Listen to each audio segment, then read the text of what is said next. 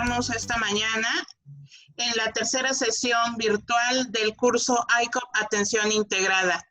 Nos da muchísimo gusto recibir a tantos participantes y desde luego a nuestras expertas del día de hoy. Tenemos a la maestra María Isabel Negrete y a la maestra Verónica Bautista, quienes abordarán el día de hoy los temas de capacidad visual y auditiva y detectar, evaluar y definir un plan de atención de los síntomas depresivos. Como todos ustedes saben, ya la mecánica de trabajo, primero tendremos una exposición por parte de cada una de las especialistas y al término de ambas sesiones tendremos preguntas y respuestas sobre estos temas. Por favor, compártanos sus inquietudes a través del chat y con gusto se las haremos llegar a las expertas para que las respondan. Sin más ni más, agradezco la presencia y entonces cedo la palabra a la maestra Negrete. Gracias, Mónica. Muy buenos días a todos desde acá, desde México, a un país maravilloso y precioso que es el de Chile. Muy bien, vamos a empezar a compartir la pantalla para empezar con nuestro tema del día de hoy.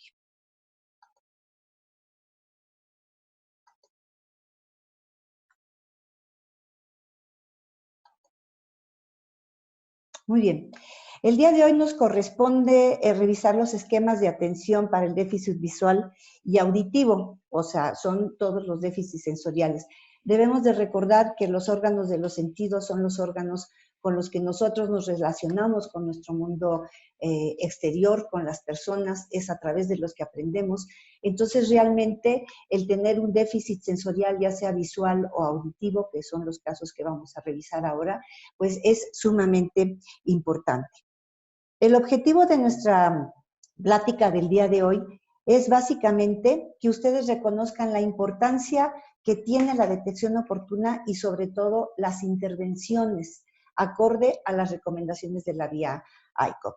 Asimismo, vamos a revisar algunas definiciones y algunos aspectos generales de cada déficit y sus métodos y profundizar un poquito más para que ustedes comprendan el porqué de sus métodos de evaluación.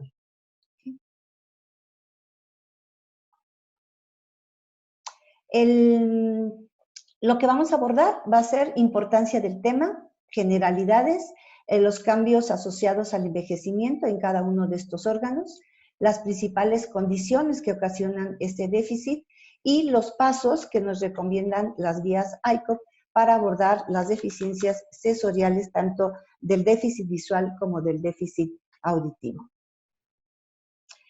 Vamos a empezar por la importancia del tema. Es importante recalcar la importancia que tienen estas condiciones que están estrechamente relacionadas a la capacidad funcional de la persona mayor para prevenir su discapacidad. Sobre todo, insistir en el importantísimo rol que tienen todos ustedes como personas de primer contacto en la comunidad para identificar a personas que están en este riesgo. La educación a los pacientes, que es fundamental para la promoción de la salud y también, muy importantemente, para la referencia oportuna de los pacientes que requieran un tratamiento especializado. Se ha comprobado que la identificación de los casos en la comunidad y la inmediata provisión de intervenciones pueden mejorar de manera sustantiva la capacidad funcional y física de la persona mayor. Ahora vamos a hablar un poquito sobre las discapacidades de origen sensorial y auditivo desde el punto de vista de algo de datos estadísticos. Tenemos que las personas en situación de discapacidad representan el 15% de la población mundial y en Chile representan el 20%. Existen más de 360 millones de personas con discapacidad auditiva, muchos de ellos en edades muy tempranas y en la población mayor de 15 años. En Chile esto representa el 8.2% de la población.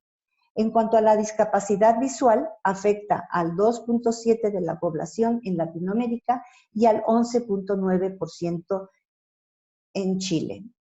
Nótese que estamos observando las cifras de personas ya con una discapacidad, no cifras con personas con presbicia o presbiopía o hipoacusia, sino realmente aquí ya son personas que tienen ya una discapacidad por estas deficiencias.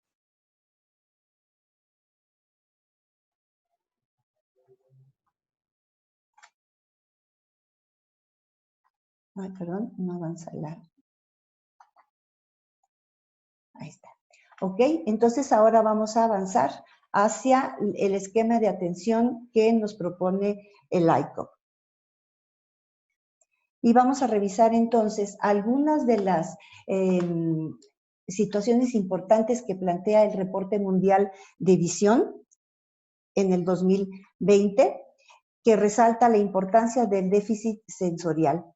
¿Sí? Aquí vemos que menciona que en la edad adulta, pues la visión, el tener una adecuada visión facilita la participación de la fuerza de trabajo, contribuye a beneficios económicos y a un sentido de identidad, así como el disfrute de muchas otras áreas de la vida, como los deportes y las actividades culturales que son importantísimas para el desarrollo de las personas. Conforme avanza la edad, estos sentidos son muy importantes para mantener el contacto social, la independencia y el cuidado a la salud. Por todo lo anterior, se han observado que los niveles de salud mental y bienestar son más altos en personas con una buena visión. También establece este informe mundial sobre la salud una propuesta que consiste en ampliar un modelo asistencial para la atención ocular que sea integrada y centrada en la persona. Propone un proceso continuo de promoción, prevención, tratamiento y rehabilitación para todas las afecciones oculares en función de las necesidades de la persona a lo largo de su vida. Aquí vemos cómo ICOP encaja perfectamente en esta propuesta porque conlleva todas estas acciones a nivel comunitario. Y justamente para evitar estos 1.000 millones que menciona el informe, de 1.000 millones de casos que podrían haber sido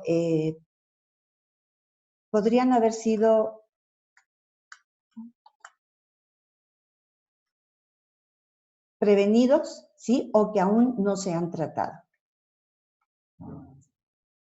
Vamos a ver ahora lo que es una deficiencia visual. La deficiencia visual se define como enfermedad que afecta al sistema visual en una o más de sus funciones. Una persona que usa gafas, ¿sí? O lentes de contacto o lentes de armazón, ¿sí? Para compensar esta deficiencia, sigue teniendo esta deficiencia. La discapacidad se refiere a una deficiencia, limitación y restricción a las que se enfrenta una persona que tiene una enfermedad ocular al interactuar con su entorno físico, social o a su actitudinal. Las personas en situación de discapacidad tienen muchas más probabilidades de tener ansiedad, angustia psicológica, depresión y demencia. Hasta un 50% de ellos pueden estar en riesgo de una depresión leve o moderada. Sabemos que la pérdida de la visión limita el desempeño físico y las actividades de la vida diaria. Más de la mitad de las personas con déficit visual pueden mejorar con métodos no invasivos, principalmente con lentes correctivos, que es principalmente el objetivo de esta sesión.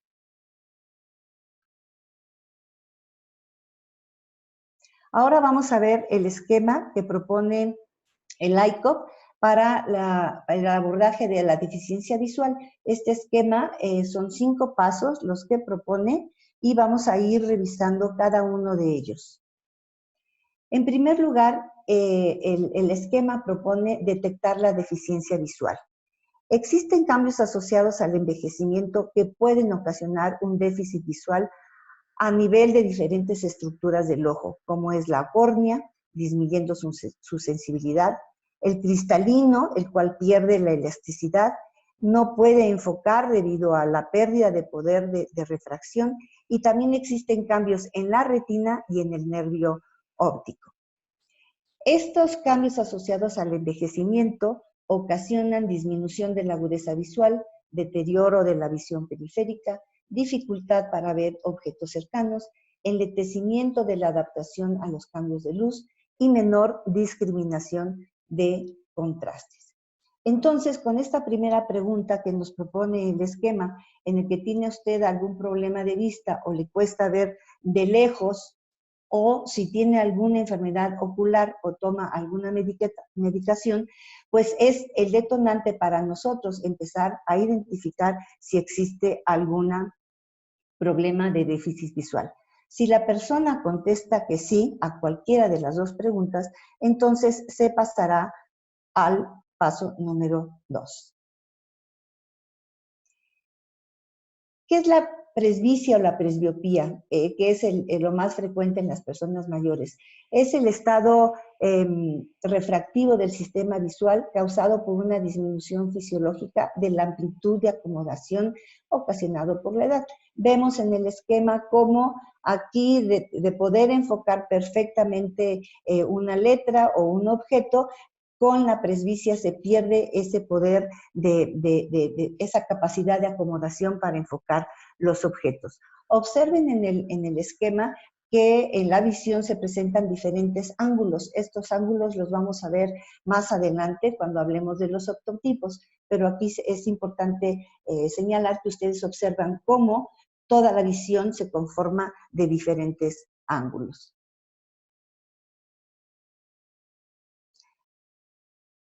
El segundo paso, entonces, sería evaluar la agudeza visual. Por agudeza visual se refiere a la capacidad de percibir y diferenciar dos estímulos separados por un ángulo determinado, o dicho de otra manera, es la capacidad de resolución espacial del sistema visual. Que básicamente, como ya habíamos comentado anteriormente, está localizado a nivel de las córneas y de los cristalinos y del cristalino. Para valorar la agudeza visual existen los optotipos. Los optotipos están basados en la relación geométrica entre la distancia en la que se observa el objeto y el tamaño de un objeto. Los resultados de la agudeza visual se expresan mediante una fracción cuyo numerador es la distancia a la que estamos evaluando a la persona y a la distancia en la que persigue el objeto, y el denominador es la distancia a la que una persona con una visión normal, o sea, un ojo hemétrope, percibe ese mismo objeto. Aquí vemos en la diapositiva a Snellen, que fue el creador de estos optotipos, y la cartilla de Snellen típica utilizada para valorar la agudeza visual. En este sentido, un ejemplo pudiera ser que una agudeza visual de 360 significa que un sujeto ve a 3 metros, respectivamente, lo que una persona con una visión normal puede ver a 60 metros. Estamos hablando prácticamente de una ceguera. En esta tabla vamos a ver los sistemas que tenemos para medir o para representar la agudeza visual.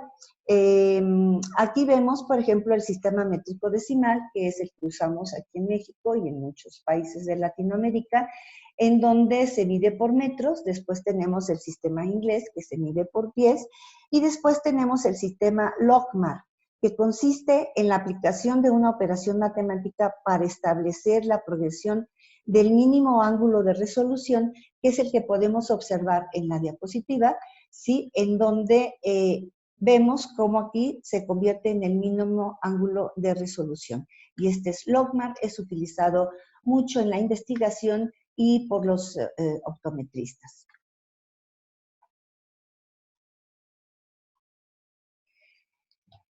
¿Qué optotipos nos recomienda la OMS? Existen muchos tipos de optotipos, pero el recomendado en la guía de ICOP es el optotipo sencillo de ICOP, de la OMS, que consiste en las 4 E's. La letra E orientada a con diferentes orientaciones, tanto para la visión a distancia como para la visión cercana, en diferentes tamaños.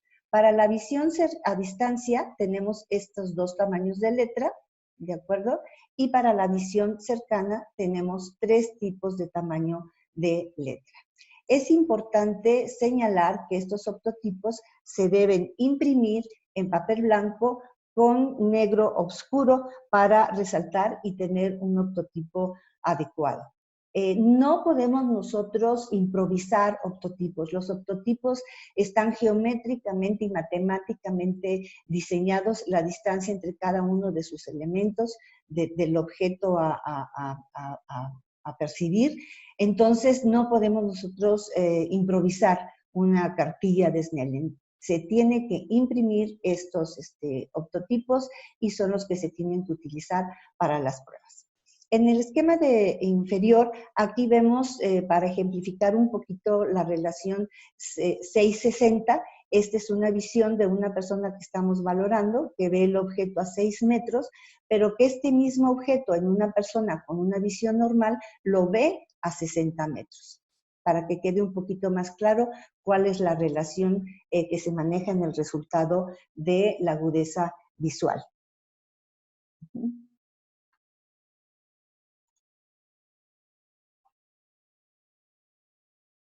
Ok. Seguimos en el segundo paso de evaluar la agudeza visual. Aquí vamos a ver que siempre se debe de valorar la visión a distancia antes de la visión cercana. O sea, siempre tenemos que evaluar la distancia a 6 metros o a 3 metros, según lo especifique la guía ICOP, antes de la visión cercana. Se debe de valorar sin lentes si normalmente los usa, y se debe de valorar un ojo primero, después el otro y después los dos juntos. Aquí en la aplicación de ICOP es algo que nos lleva de la mano, nos va indicando cuándo podemos pasar al siguiente paso o qué es lo que debemos de hacer. Es importante que si la persona puede ver la dirección de al menos 3 de las 4 letras, se considera que sí es positiva la prueba, y si no, se considera que no la pasó. Aquí tenemos también en la tabla, a partir de una relación de 6-18, ya se considera una pérdida o un déficit visual, tal como lo establece la guía ICOP. Muy bien. Ahora, para la visión cercana. La visión cercana se valora usando la siguiente imagen, son las figuras que imprimimos para una visión cercana. Se deja que la persona sostenga el optotipo a la distancia que él quiera, aproximadamente suele ser entre 30 a 40 centímetros a la distancia que la persona pueda observar las letras. Se empieza con las letras grandes y después con las pequeñas. Si identifica al menos 3 de las letras, pasa la prueba. ¿Sí? Si no pasa la prueba, se comprobará si este déficit se resuelve con el uso de lentes correctivos. Podemos tener 2 o 3 pares de lentes con diferentes graduaciones y se repite la prueba con estos lentes correctivos. Si se corrige la visión, entonces pasamos a reforzar los cuidados oftalmológicos, a todos los consejos de higiene ocular y personal, a recomendar una revisión anual, así como a enseñar los signos de alarmas que el adulto mayor debe de conocer. Si no se corrige la visión, es decir, si con el uso de los lentes la persona todavía no puede observar las letras, entonces debemos de pasar al paso 3 o 4, ya que posiblemente esta persona tenga alguna otra condición o enfermedad que tenga que ser valorada de manera importante. En el paso 3 se procede a una revisión general externa del ojo. Esto lo puede hacer el profesional de atención primaria en la búsqueda de que exista hiperemia, enrojecimiento de la zona del ojo, secreciones, algunas cicatrices, si al tacto produce dolor, si hay intolerancia a la luz, o si existen cataratas que muchas veces pueden ser observadas con una inspección externa. Y entonces, si ocurre esto, tendrá que derivar al paciente a un especialista para un examen oftalmológico completo.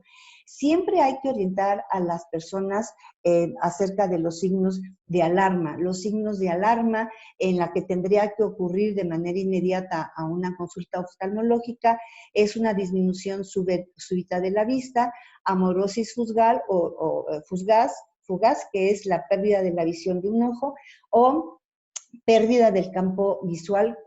Normalmente, como ve la persona, si de repente disminuye ese campo visual, tendría que acudir de inmediato a una consulta oftalmológica, no dejar pasar tiempo. El paso 4 consiste en evaluar y abordar las enfermedades asociadas. Existen enfermedades crónicas que son muy frecuentes en nuestras comunidades que generan déficits visuales muy importantes. Entre ellos están la hipertensión, la diabetes o el uso de corticosteroides que pueden generar circunstancias como la catarata, por ejemplo, que es el 53.4%, la retinopatía diabética, que da el 14.4% de déficits visuales, el glaucoma con el 10.3% y una maculopatía degenerativa de aproximadamente el 9%. Toda persona con un déficit visual debe de ser valorada con estas condiciones para realmente poder determinar si no son la causa de su déficit visual. Aquí tenemos algunos ejemplos y algunas imágenes para que ustedes observen cómo observa o cómo puede ver la persona que tiene estas condiciones. La catarata es la opacidad en la lente del ojo que impide una visión clara. Obviamente está relacionado con los procesos del envejecimiento, con hipertensión y con diabetes, y podemos ver en estas imágenes cómo de una visión normal la persona empieza a ver pues nublado, ¿sí? Con una opacidad en su visión. La retinopatía diabética es otra importante condición, ya que ocasiona lesiones vasculares en la circulación de la retina, ¿sí? Y que entonces ocasiona la visión de estas manchas o moscas que los pacientes refieren ver como moscas volando. En las primeras etapas ocurre una oclusión vascular y las dilataciones hasta llegar a una retinopatía proliferativa, como estamos viendo, y el crecimiento de nuevos vasos sanguíneos. Otra condición sería el glaucoma.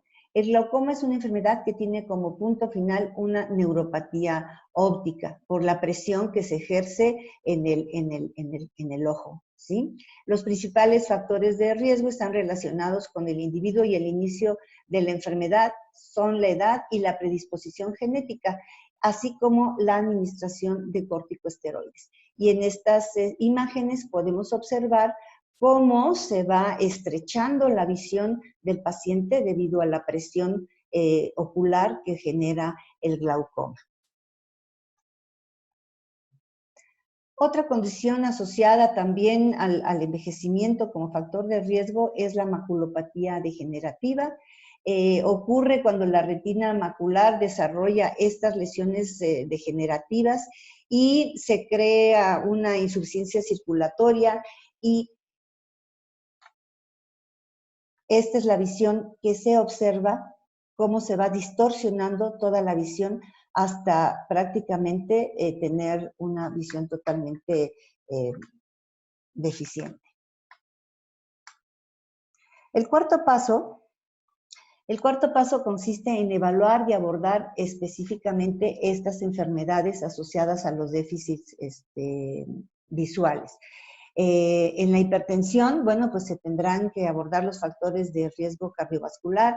En la diabetes tendremos que derivar a un servicio especializado para que especializados en retinopatías y control de la diabetes mellitus, o en la situación de que los pacientes tengan corticosteroides, tendrán que acudir a revisión médica para prevenir las reacciones adversas ocasionadas por estos mismos.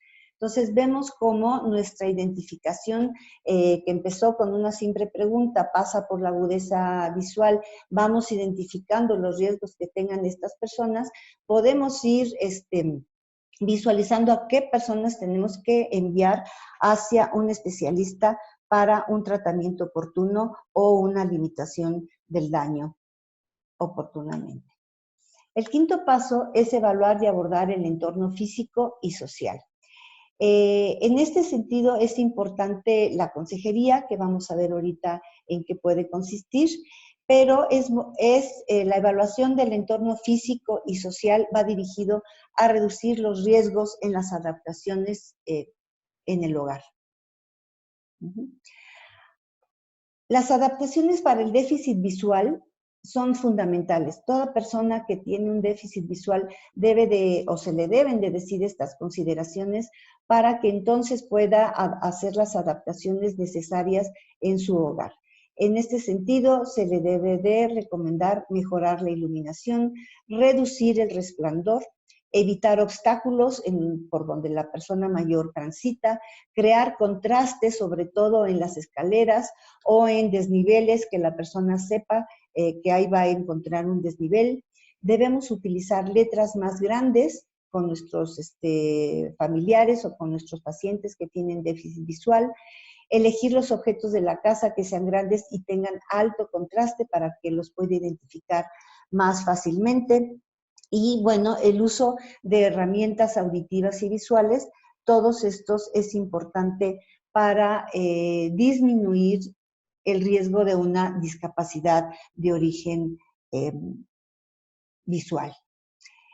En este sentido, hemos repasado los 5 pasos del esquema para abordar las deficiencias visuales: la pregunta, la valoración de la agudeza visual, el abordaje y la identificación de situaciones especiales que puedan estar generando un déficit visual, el abordaje y las intervenciones específicas a estos pacientes con estas condiciones o enfermedad crónica, y por último, toda la consejería y el abordaje de la valoración del entorno, que sería el último paso para entonces tratar de mejorar la capacidad funcional de nuestros pacientes y retrasar una discapacidad por algún déficit visual.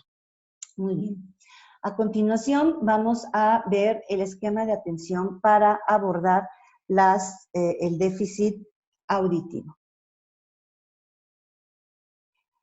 El déficit auditivo se define como la pérdida de la audición relacionada con el envejecimiento del órgano y sus vías neurosensoriales en la edad avanzada. Esta deficiencia auditiva tiene las siguientes características: es progresiva, es bilateral, es simétrica, ya que afecta a los 2 oídos.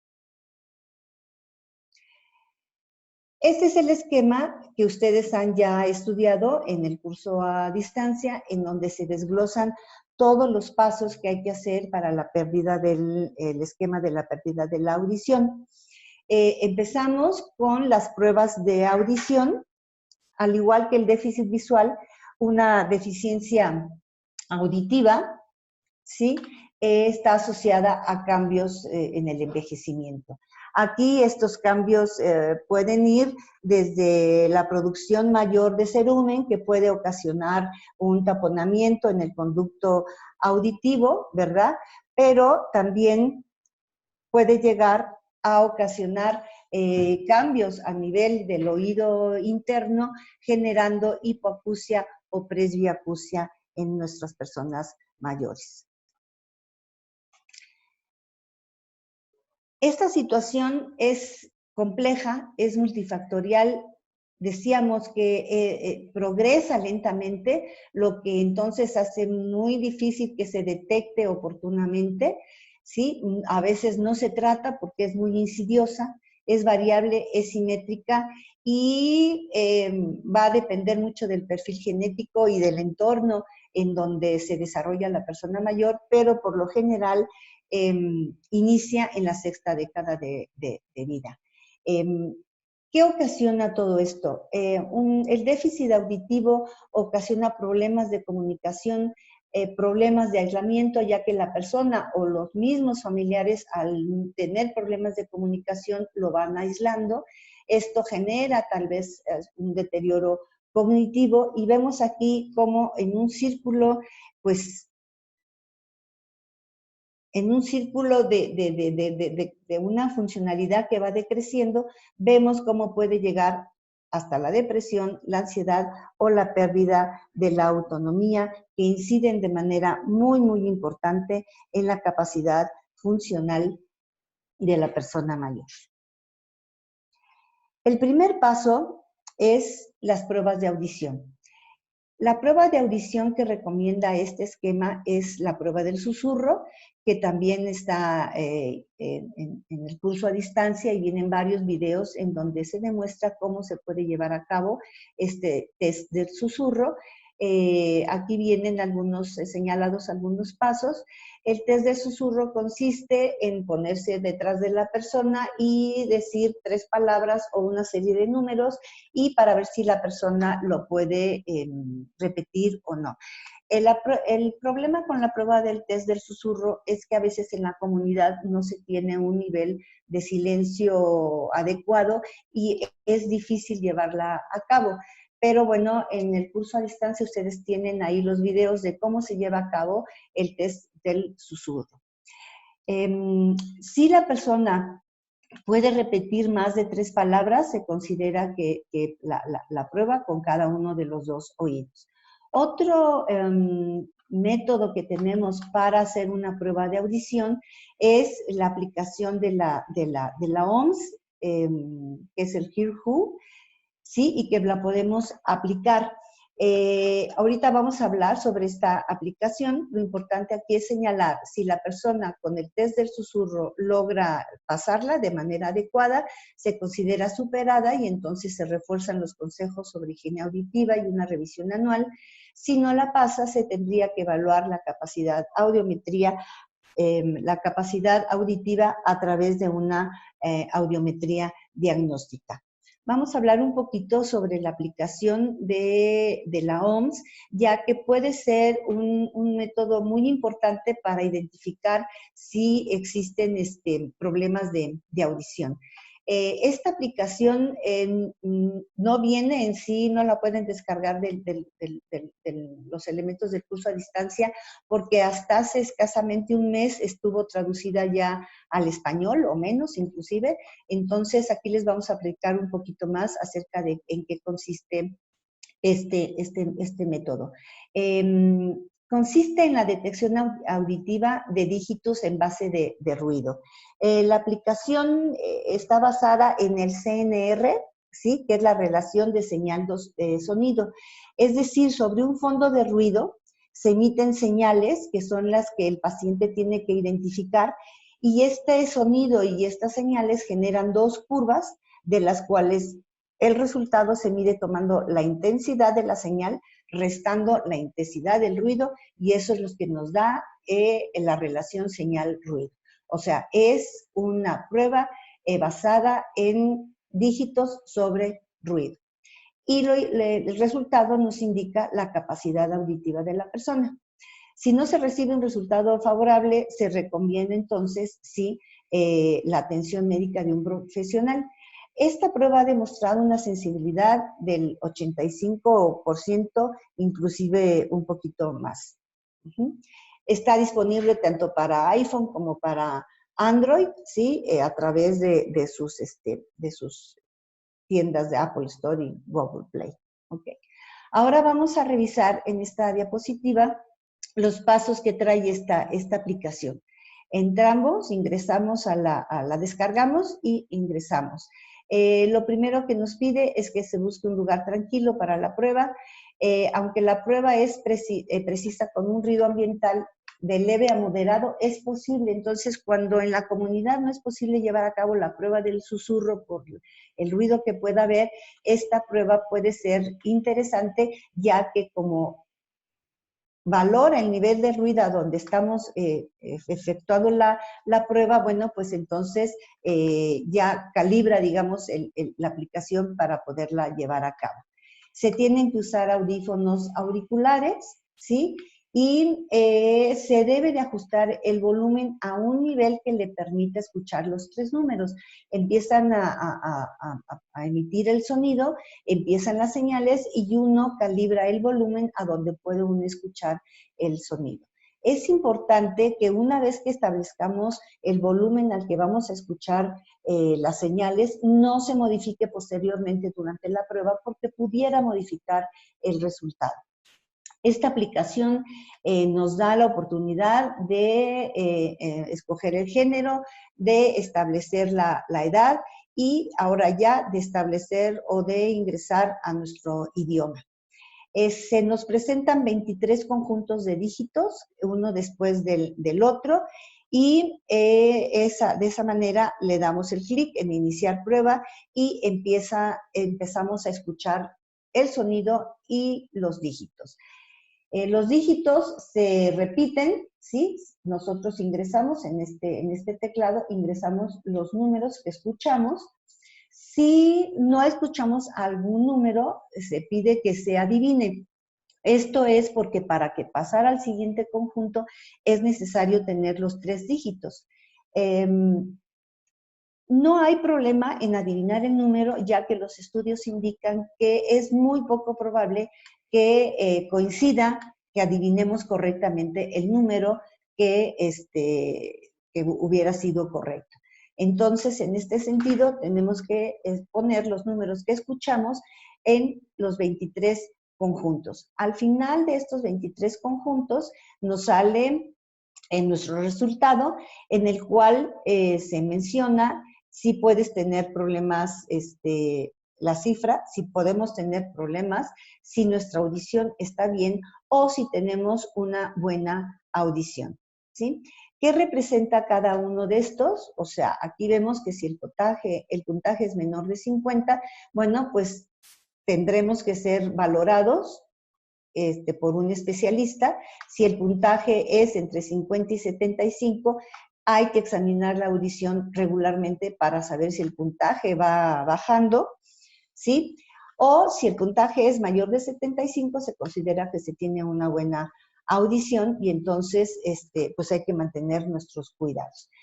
Es una aplicación muy eficaz porque realmente en unos minutos nos da la detección de problemas de audición.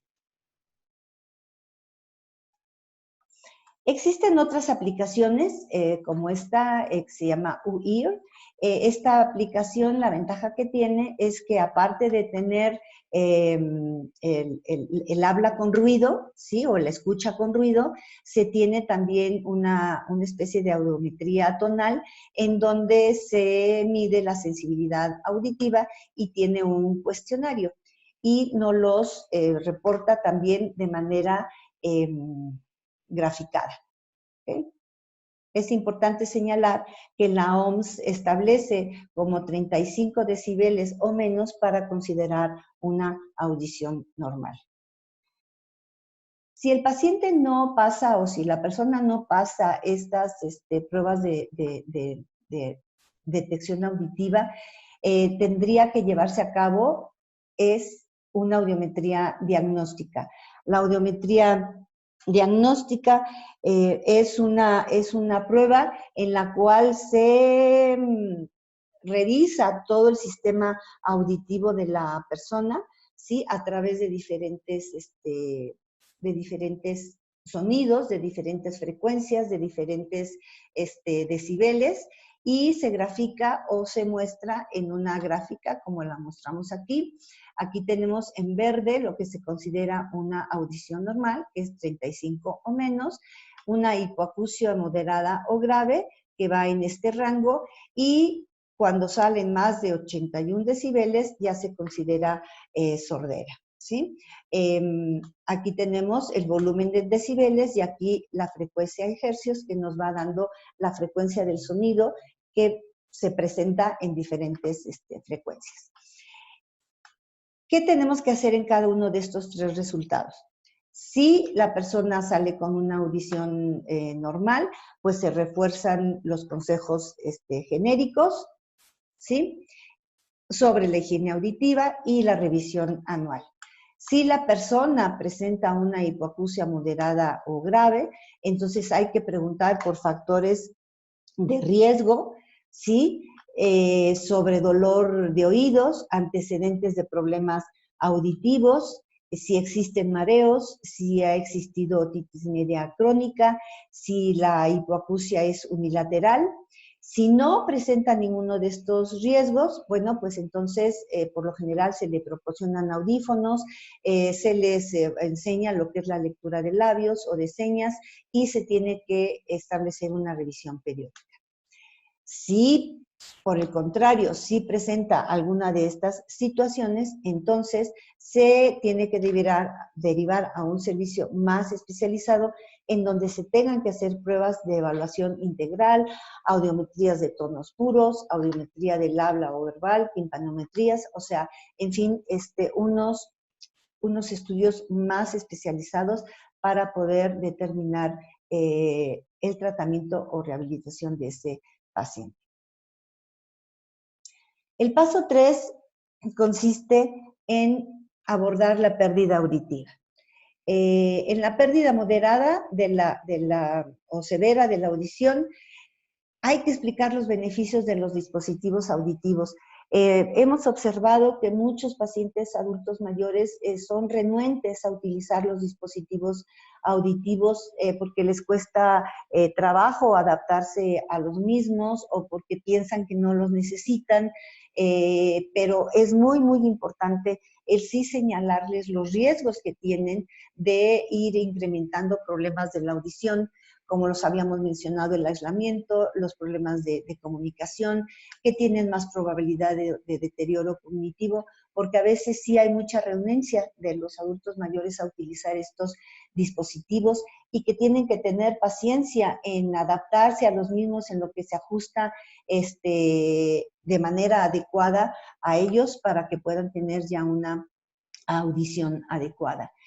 También proporcionar orientación clara a las personas con estas pérdidas y a sus familiares y cuidadores sobre estrategias que pueden establecer de comunicación para mejorar su capacidad funcional. Es muy importante también prevenir sobre medicamentos que puedan causar daño al oído interno, ¿sí? Como son los antibióticos, la streptomicina, la gentamicina, los antimaláricos y la quinina y la cloroquina.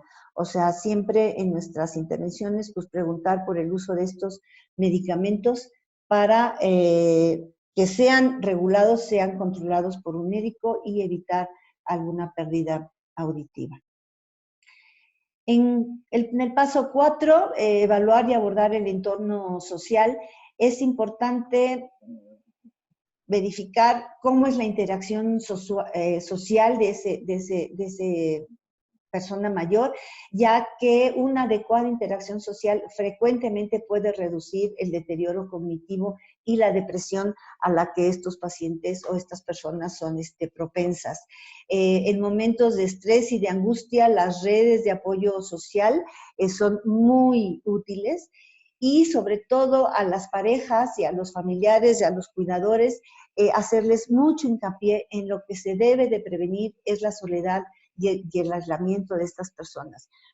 Es importante observar, a veces en las reuniones familiares podemos identificar la persona que tiene problemas auditivos porque no participa en las conversaciones, está aislada, ve uno cómo las personas siguen platicando del tema, ¿verdad? Y cómo la persona mayor no interviene y no se interrelaciona precisamente porque no escucha y entonces no interrelaciona de una manera social.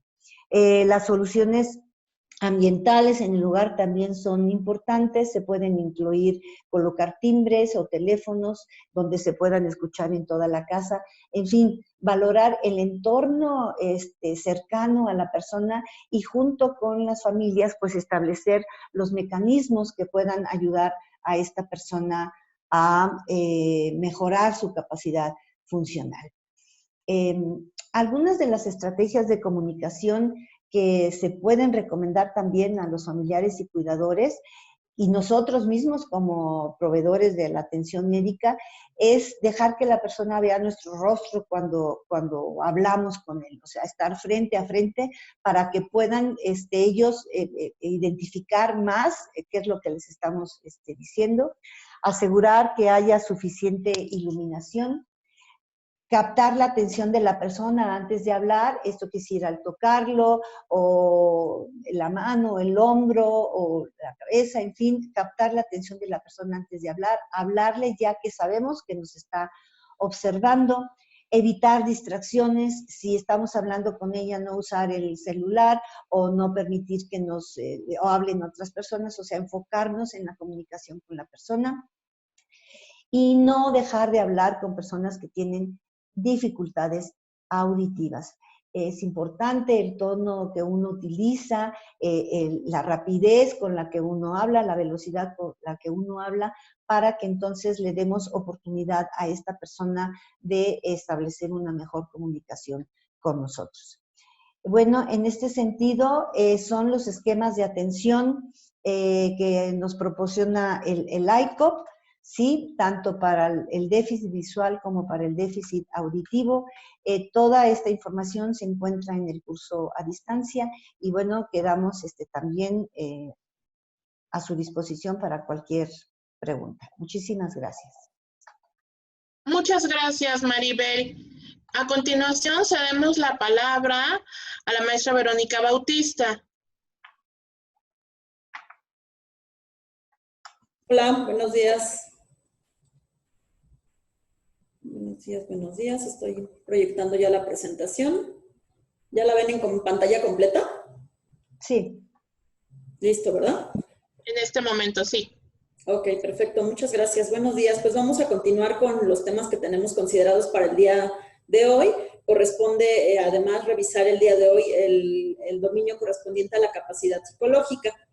No perdamos de vista, como les he recordado en la anterior sesión, pues cuál es el objetivo final de esta capacitación y de estos módulos, pues es que al final reconozcamos la atención integrada de personas mayores como esa estrategia que permita contribuir a optimizar la capacidad funcional y con ello, pues un envejecimiento saludable. En este caso en específico, en la capacidad que revisaremos el día de hoy, el objetivo es detectar, evaluar y definir un plan de atención a la persona mayor con síntomas depresivos. Es muy importante aquí identificar que estamos hablando de síntomas depresivos. El contenido, pues son los 5 pasos que ustedes revisan como parte del curso autogestivo, que nos lleva completamente de la mano a cómo hacer esta valoración. Y bueno, vamos a hacer un repaso muy general de estos mismos contenidos. Respecto al tamizaje en físico, en el instrumento como tal, pues estamos ya en el dominio psicológico. Aquí es importante ya identificar el avance que llevamos, o sea, ya evaluamos capacidad cognitiva, ya evaluamos vitalidad, ya evaluamos la capacidad sensorial y estamos a un paso de terminar ya este instrumento o esta primera valoración de la persona mayor. Recordemos pues que estamos hablando de un tamizaje y en este sentido en la capacidad psicológica lo que se pide es detectar síntomas depresivos haciendo 2 preguntas nada más. Aquí es importante recordar que al hablar de tamizaje y este instrumento lo que nos permite mucho es optimizar tiempos, ¿no? Entonces con medidas, con preguntas, con evaluaciones muy concretas y de poco tiempo para tratar de intervenir en el mayor grupo posible para detectar quiénes son, con qué grupo es con el que nos vamos a quedar para hacer una evaluación ya más específica o intervenciones ya más particulares. En este caso, el primer punto es la detección de los síntomas depresivos con 2 preguntas. Y concretamente se le pregunta a la persona mayor si en las 2 últimas semanas ha tenido alguno de los siguientes problemas. Y le damos las 2 opciones. Si ha tenido sentimientos de tristeza, melancolía o desesperanza, y esperamos su respuesta, sí o no. Y si ha tenido falta de interés por hacer algunas cosas o placer por hacer las cosas. Entonces, igual le permitimos ese tiempo de respuesta para que la persona mayor nos responda y, bueno, claro, aclararle que la respuesta, las posibilidades de respuesta son sí o no. En las 2 últimas semanas ha tenido alguno de los siguientes problemas: sentimientos de tristeza, melancolía o desesperanza, sí o no. Falta de interés o placer al hacer las cosas, sí o no. Aquí estamos en el paso 1, detección. ¿Qué esperamos? Bueno, si la persona mayor nos da respuestas negativas, podemos hacer ya intervenciones específicas. No es que porque como nos contestó que no, pues ya me sigo, ¿no? Y no lo dejo de lado. sino cuando hacemos ya esta revisión de estas respuestas y ya hacer recomendaciones específicas. Si nos contestó que no, es importante reforzar medidas de autocuidado. O sea, ¿por qué es importante que se mantenga así? ¿Qué datos de alarma es importante que verifique? ¿Cuáles son los hábitos saludables que le pueden permitir seguir manteniéndose con estas características? Y por qué es importante esta capacidad. Entonces, aquí no es que dejemos de lado sus respuestas y digamos, bueno, como nos dijo que no, pues ya no hago nada. No, sino que podemos igual intervenir y hacer recomendaciones puntuales en este dominio, que igual más adelante vamos a comentar algunos aspectos importantes de estas medidas de reforzamiento. Pero si nos dice que sí, si las respuestas son afirmativas para estas preguntas, pues entonces aquí el tamizaje nos dice, ojo, hay que hacer una evaluación adicional del estado de ánimo. Entonces ya vamos al paso 2, ¿no? A evaluar con otro instrumento el estado de ánimo. Y en este sentido, la guía ICOM nos sugiere el instrumento, por sus siglas en inglés, PHQ-9 o Cuestionario sobre la Salud del Paciente 9, que se refiere a que son 9 preguntas. Es un instrumento en el que igual le vamos a preguntar a la persona mayor si durante las 2 últimas semanas, qué tan seguido ha tenido alguna de las siguientes molestias. Y bueno, también en qué rango van a ser las respuestas. Si ningún día de la semana, si varios días, si más de la mitad de los días de la semana o si casi todos los días ha presentado alguno de las siguientes molestias. Y le vamos leyendo las 9 características o las 9 preguntas que este instrumento nos determina. Ustedes lo pueden descargar justo del curso autogestivo, este instrumento, y lo pueden ir revisando. Aquí es importante pues dar tiempo a la persona, ¿no? Para que nos responda estas preguntas. Y pues también que ya sea como un entorno más propicio, más familiar, un entorno tranquilo en el que la persona pueda responder a esto. Es importante acotar siempre cuáles son las opciones de respuesta, porque seguro que uno cuando toca estos temas, pues la persona mayor empieza a justificar, a dar más información, a dar otros detalles. Eso se puede tratar de conciliar desde el principio y de decir, bueno, a lo mejor alguna de estas preguntas son sensibles o son temas que pueden causar un poquito de alguna sensación de llanto o de entrar a otro tipo de conversación cuando las preguntemos. Pero sí tratar de ser enfáticos en decirle, vamos a hacer primero las preguntas, me responde y después, si quiere usted comentar algo más, pues bueno, ya lo podrá externar. Pero en estos primeros instrumentos, pues sí tratar de acotar a cuáles son las opciones de respuesta y ya ir poco a poco dando tiempo, pero sí ser enfáticos en que nos responda a lo que se está preguntando con estas características. Y bueno, aquí este instrumento, cuando hacemos ya la revisión completa del instrumento, más de 3 síntomas, o sea, si a más de 3 de estas 9 preguntas la persona mayor presenta más de 3 síntomas que refiere que están presentes en su cotidiano en estas 2 últimas semanas, la sugerencia es tratar como depresión y que requiere ya una atención especializada. Entonces es referir, o sea, es referir completamente a la persona.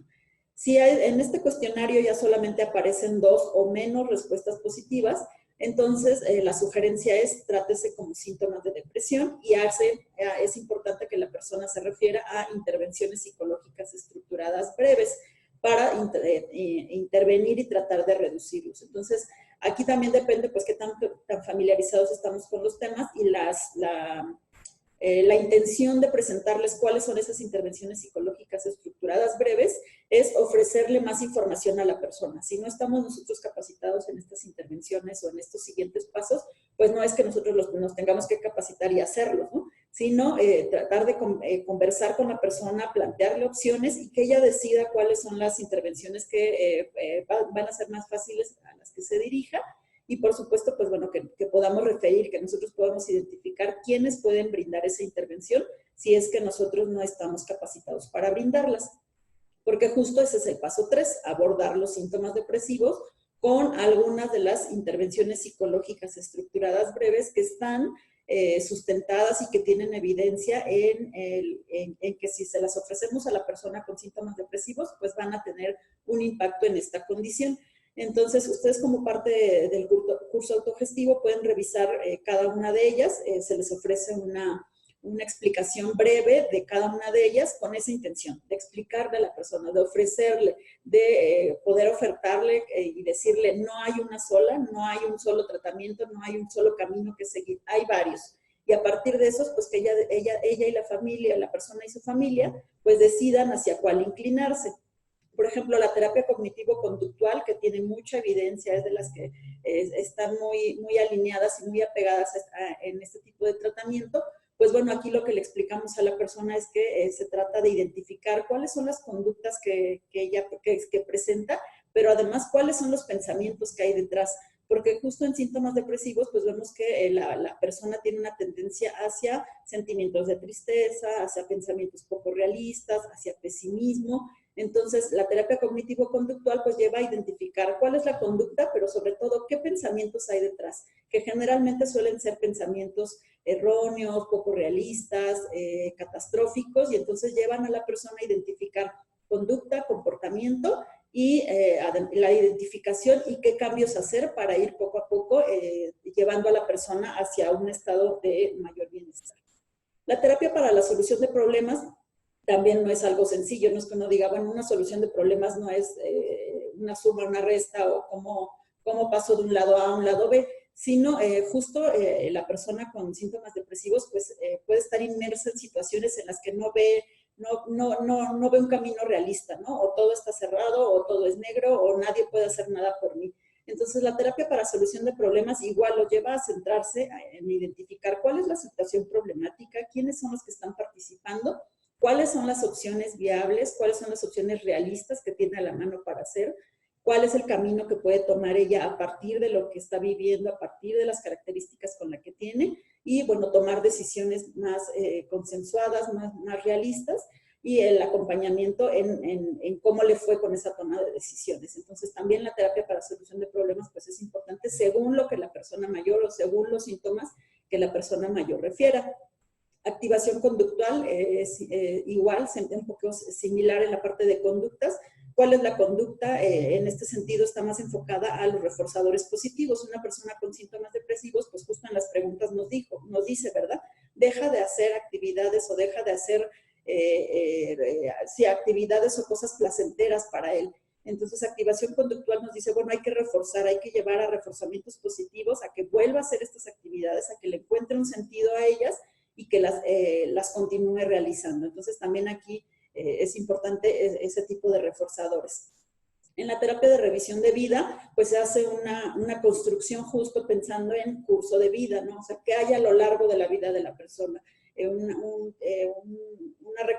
recuperación de memoria autobiográfica para identificar un poquito en dónde están esos puntos críticos que llevan a la persona a este momento, porque también hay que recordar que muchas cosas no es que ocurran ahorita de las últimas 2 semanas para acá o del último año. Hay muchas situaciones de vida que no fueron tratadas, que no fueron identificadas, que no han sido habladas y que de repente en este momento pues están detonando algún tipo de síntoma o de característica que lleva a la persona a decir tengo que hacer algo, ¿no?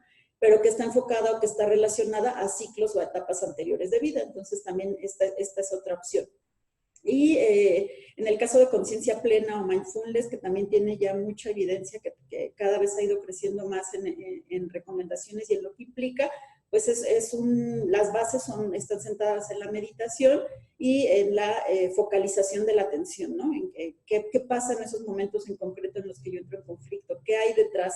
Es igual un poquito como conducta, pensamiento, qué hay detrás, pero además nos lleva a una parte centrada en la respiración, en el control de la respiración y en cómo la respiración te lleva a identificar que en todo momento tú tienes ese control, ¿no? La respiración te trae siempre al aquí y a la hora. Entonces son ejercicios también muy, muy interesantes y que cualquiera de estas intervenciones, lo importante también es reforzar con la persona, es decirles, ninguna de estas se resuelve en una sesión, en 2 sesiones o en 3. Generalmente pues son procesos de mediano a largo plazo y que también es importante reforzarlo porque no es que la solución sea inmediata, no es que solo con una de estas intervenciones ya se resuelve, ¿no? Sino que es un seguimiento y es algo continuo que tiene que identificar.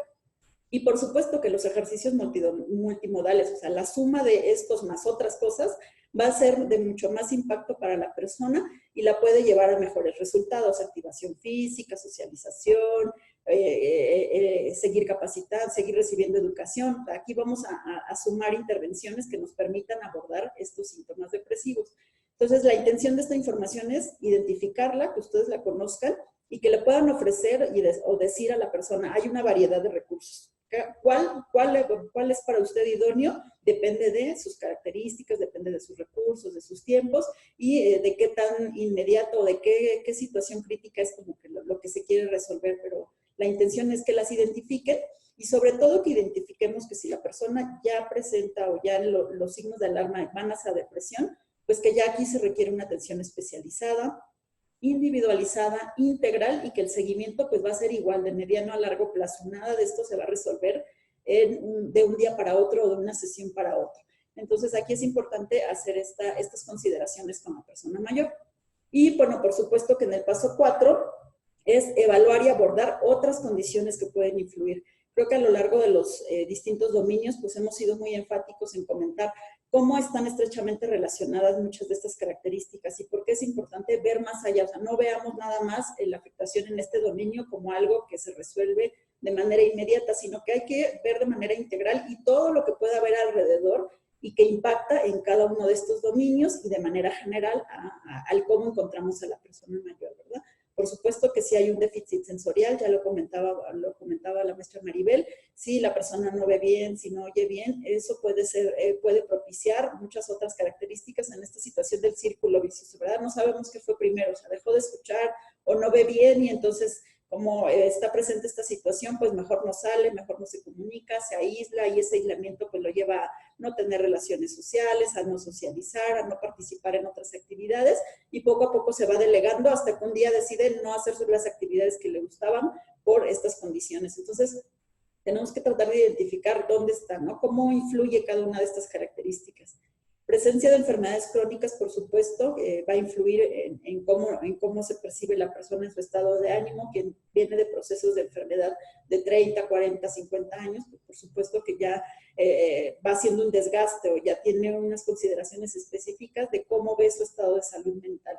Quien está enfrentando o quien enfrenta una situación de discapacidad, ya sea por enfermedad o trauma, pues también es una situación compleja. Si la persona ya tiene antecedentes de alguna manía, de ansiedad o de algún otro tipo de trastorno mental, también es un factor a considerar. Si hay presencia de déficit cognitivo, si la persona tiene alguna presencia de enfermedades cerebrovasculares, si hay polimedicación, por supuesto, hay que identificar quiénes están tomando muchos medicamentos y si hay prescripción adecuada o no, si hay seguimiento o no, el apego al tratamiento, todo lo que implica el manejo de medicamentos.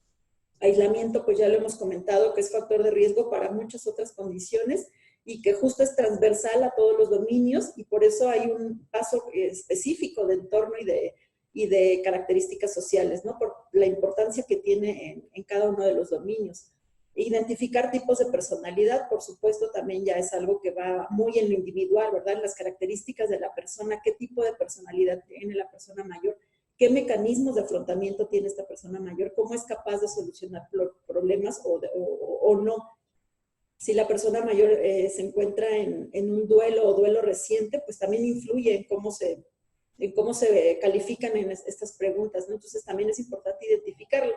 Y a lo mejor si nos responde que sí, si sus respuestas fueron positivas, pero además cuando hago esta evaluación, alguno de estos está presente, pues ya es considerarlo, ¿verdad? Porque si me contestó que sí a esos 2 síntomas en las últimas 2 semanas y hay presencia de duelo, bueno, pues se relaciona, ¿verdad? Nos dice, bueno, claro que en este momento se encuentra así porque hay una pérdida de reciente. Entonces ahí es ojo, ¿verdad? Hay algo que se puede evaluar y abordar como una condición específica y entonces lo que tengo que hacer es un seguimiento oportuno, que de acuerdo a las características de la persona, que de acuerdo a cómo va a ir haciendo esta resolución, pues ver que no se quede así, ¿no? Que no haya pasado 6 meses, 1 año, 2 años y que se pretenda asociar que estas respuestas positivas siguen relacionadas a un proceso de duelo cuando ya ha pasado incluso más tiempo, ¿no? Entonces, aquí es eso, ir identificando cómo esta condición puede impactar en esas respuestas y qué puedo hacer en la evaluación. Las personas mayores que proporcionan cuidados a otra persona, pues también influye en cómo se evalúan, en cómo califican estas preguntas. Entonces, aquí pues por eso es como que en realidad la lista podría ser mucho más amplia, pero se dejan como las principales para identificar esto, qué más hay alrededor o detrás de estas respuestas positivas. Entonces es importante pues ir a identificarlas y ir identificándolas, y sobre todo pues siempre identificar que estamos hablando de integral, o sea, tiene que ser integral, tiene que ser completo, tenemos que ver a la persona de manera integral para tratar de tener ese panorama completo de por qué están dando estas respuestas y cómo llegamos ya a esta evaluación. En el paso 5, como les comentaba, pues bueno, es un paso que es generalmente transversal a todos los dominios. Es importante evaluar y abordar el entorno físico y social, ¿no? El aspecto social, por supuesto, es que es muy importante en todos los aspectos.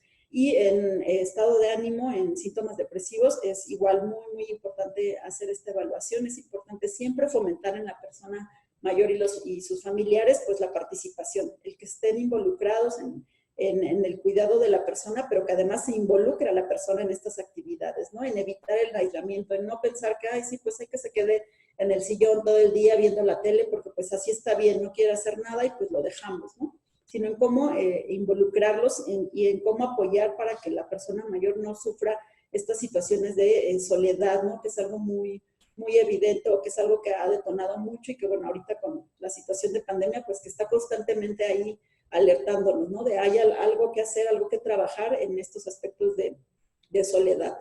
En promover que el que siga realizando de manera independiente sus actividades cotidianas, ¿no? Que lo que pueda seguir realizando, que lo haga de manera independiente y en no ser quienes sustituimos, o que como yo lo hago más rápido, yo soy más eficiente en hacerlo, pues mejor lo hago yo. No, o sea, el tiempo que le tome realizarlo, pero que siga participando en sus actividades cotidianas, siempre va a ser más benéfico para la persona.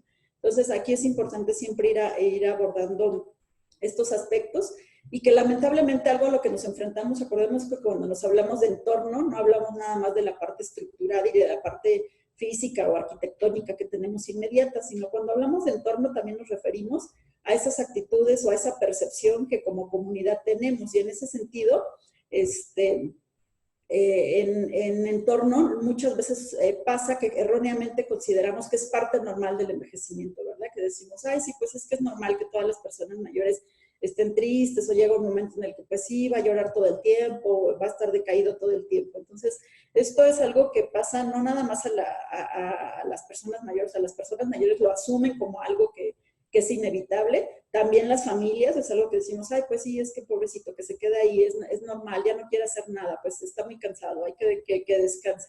Pero también como personal de salud, muchas veces tenemos esta creencia, o identificamos estas situaciones en las que, pues sí, es que ya es mejor que ya no salga, que se quede y que todo lo haga, llevarle todo a la casa, ¿no? Para que no tenga que salir. Entonces, mucho también desde la parte social, pues es la cuestión de actitudes y de estas creencias que tenemos alrededor del envejecimiento.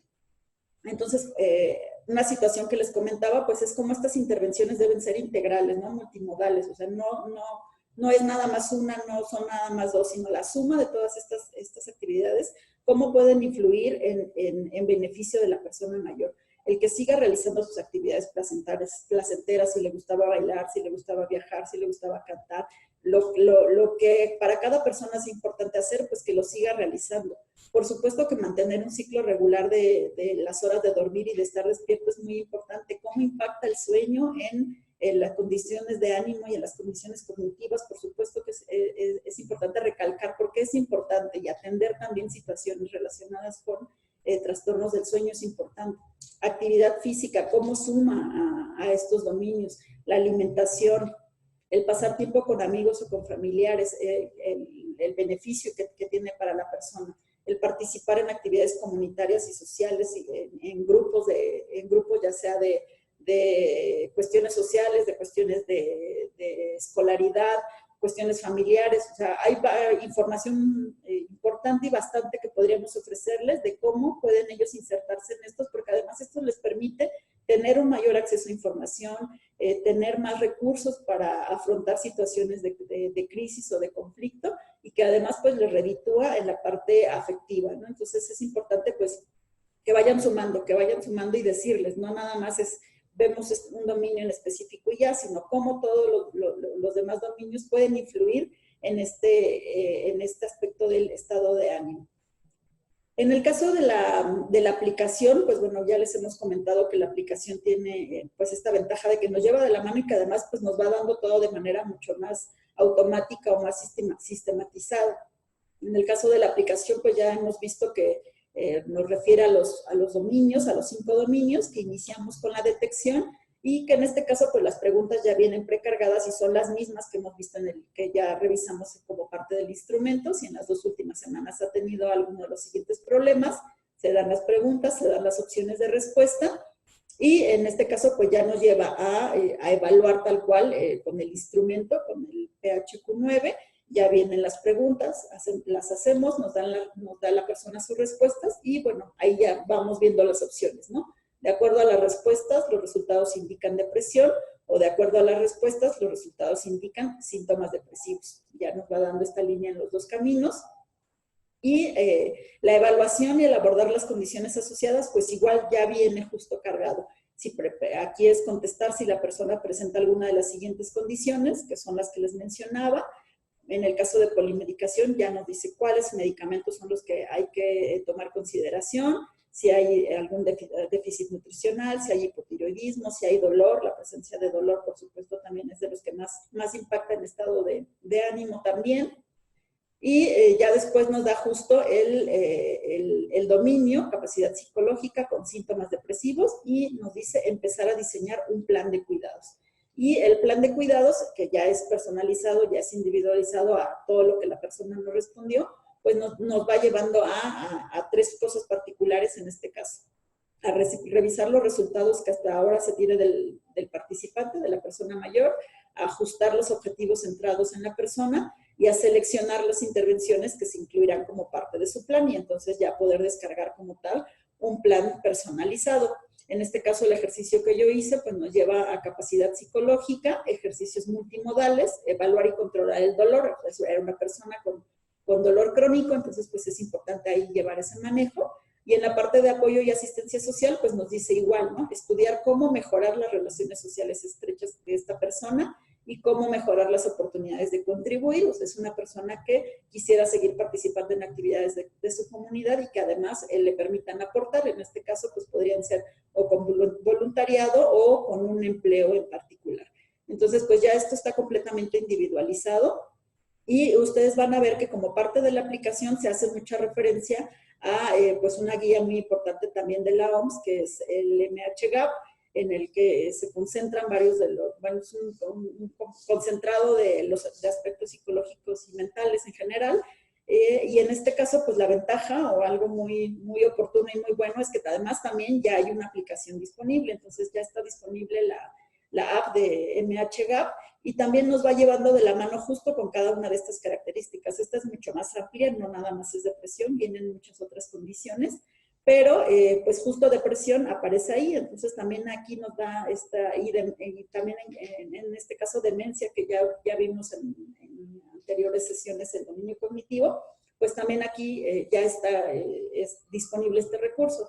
Entonces, bueno, se los muestro con la intención de que, bueno, no es algo que está en la parte autogestiva, pero que ustedes sepan que también es un recurso disponible y que también nos va a llevar de la mano y a presentar aspectos muy puntuales de cómo podemos intervenir e incidir con la toma de decisiones en la intervención con las personas mayores.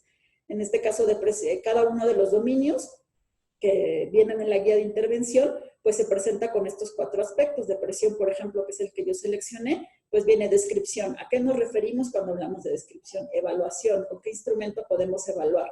Manejo. ¿Cuáles son las opciones? Y seguimiento. ¿Qué es lo que se recomienda con cada una de estas situaciones? Entonces, bueno, es una invitación a que igual, si pueden, además pues, está en español, entonces si pueden descargarla, entrar, interactuar. Hay información muy práctica y muy importante que nos permitirá reforzar el contenido de estas actividades. ¿Qué mensajes son importantes entonces ir dejando en psicoeducación? Como les comentaba al inicio, si las respuestas fueron negativas, podemos reforzar medidas de autocuidado y reforzar hábitos saludables. Si hay respuestas afirmativas, también podemos ir sensibilizando, ¿no?, en el tema hacia las personas mayores y hacia los familiares. Aquí es importante pues ir recalcando algunos mensajes. a veces pensamos que como no es algo que yo pueda ver, como es algo que la familia no puede ver, o lo visible, no es alguna entidad, podemos ver que la persona esté decaída, no quiera salir, pero no puedo ver algo que yo quisiera, no es algo que sea tan visible. Entonces pensamos que es una cuestión de fuerza de voluntad, ¿no? Es que es algo que ella tiene que tomar la decisión, es algo que ella tiene que realizar. O es que sí, pues es como es una persona débil, es una persona perezosa, no quiere hacer nada, pues así que se quede. Entonces pensamos o nos da esta idea de que es una cuestión de fuerza de voluntad. Y entonces pueden aparecer frases como, pues es que debes de ser fuerte, contrólate, échale ganas, ¿no? Es muy típico y es muy común aquí, el échale ganas, pues sí, pero ¿de dónde las agarro? ¿Dónde las echo? ¿De dónde las tomo? ¿No? Entonces, no es una cuestión de ganas, ¿no? No es una cuestión de que con estas frases pues sea suficiente, porque es así de, pues échale ganas, pues gracias, no se me había ocurrido. O sea, hay algo más, ¿no? Es identificar con estos mensajes qué nos están tratando de decir las personas, ¿no? O qué hay detrás de estas frases. Muy frecuente el no me pasa a mí, o sea, es una situación que le pasa a otros, es una situación que pues allá los débiles, los que no tienen fuerza para salir adelante, presentan estas situaciones, pero a mí no me pasa.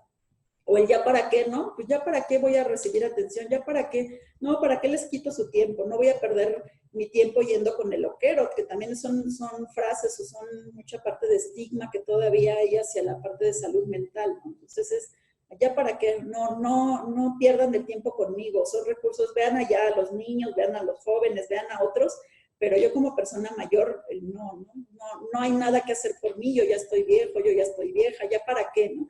Entonces también aquí es importante pues identificar qué hay detrás de estas frases, por qué es que estas frases aparecen, y recordemos que justo en síntomas depresivos pues nos dicen, ¿verdad? La persona mayor o quien tiene estas condiciones pues tiene ideas pesimistas, poco realistas, no ve claramente una situación a futuro, no ve cuestiones que le permitan tomar decisiones en ese sentido. Entonces, pues no esperemos que se vaya a dar de manera inmediata, ¿no? Justo hay que ir paso a paso a actuar, y también identificar que no es un cambio asociado al envejecimiento, que no es algo que se tiene que presentar a todos, que se presenta de manera inherente, sino que nos debe llamar la atención en todo momento a lo largo del curso de vida.